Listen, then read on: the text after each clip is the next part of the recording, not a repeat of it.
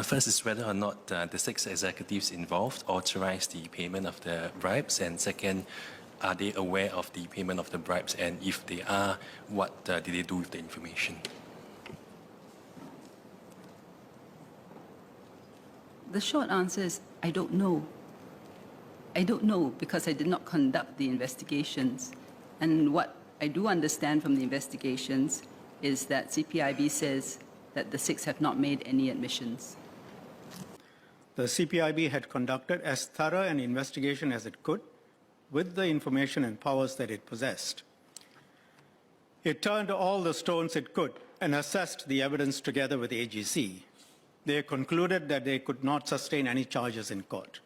The conduct had taken place overseas. Key witnesses are not available. Key documents are also not available. We got some information from Brazil, but it was not adequate to mount any criminal charge.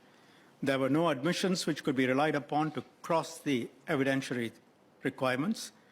The documents between the US authorities and KOM and the DPA also do not meet the evidentiary requirements. They go some way, but they don't cross the threshold in respect of those who are being investigated.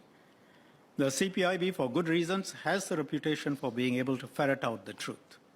But even the CPIB can't get something out or proceed with charges when there are no documents or other evidence which cross the evidential threshold and which can be used to break down the interviewee's defenses.